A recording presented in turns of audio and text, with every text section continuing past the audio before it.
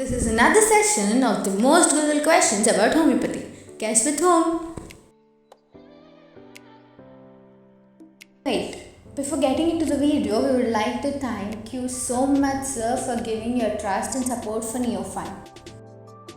Let's start the session with the first most Googled question, that is, does homeopathic medicine contain steroids?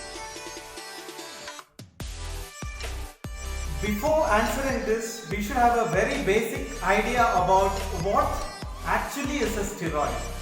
Steroids are nothing but they are organic molecules or organic compounds having a structure where 4 carbon atoms are arranged in a specific ring pattern.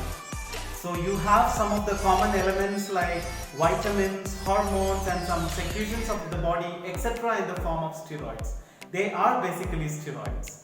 The commonest example is vitamin D, which is also called sunshine vitamin, which you get through which your body absorbs through sunlight, and that is basically a steroidal preparation, steroidal compound, I can tell.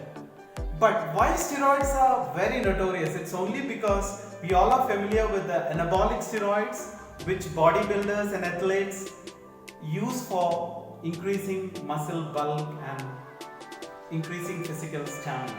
So we are only familiar with that aspect. But there are steroidal preparations, corticosteroids, which are used for treatment purposes also. Now coming to homeopathy, we don't use any of the steroidal preparations as such in our treatment, and whatever compounds, whatever derivatives, whatever molecules we have are derived mainly from plant sources, animal sources, some minerals and other preparations, special preparations, but none of these compounds are basically steroids. But what we do is we just convert the molecule into a dynamic form through a process called potentization. So whatever compounds we are using, whatever particles we are using, we just don't use it in a material or crude form, and we just dilute it, ultra dilute it, and that process is called potentization. So such potentized medicines in homeopathy will never contain any sort of steroidal compound. So this myth is absolutely false, I can say. So the second one is homeopathic medicine effective for thyroid? Homeopathic medicines are very effective for thyroid related complaints. There might be different pathologies happening in the thyroid gland. It can be due to increased production of the hormones, decreased production of the hormones, some tumors, some inflammation and many other different pathologies. But as such, if you see, homeopathic medicines are found highly effective for various hormonal related problems and specifically for thyroid related disorders. The aim of treatment is not only to treat the thyroid gland, we treat the patient as a whole, the patient as a person. So along with correction of the hormonal imbalance or the hormonal issue, we emphasize the overall well-being of the patient, and this will again maintain the harmony in the body.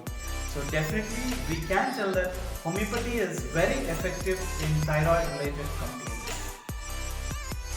Last but not the least, does homeopathic medicines affect liver? As I told before, homeopathic medicines are prepared through a process of ultra dilution called as potentization.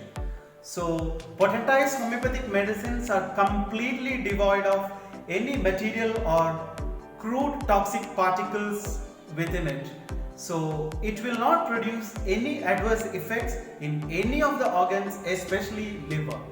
So we can tell that homeopathic medicines, the potentized homeopathic medicines, are absolutely safe for liver, and it will not produce any sort of ill effects in the system.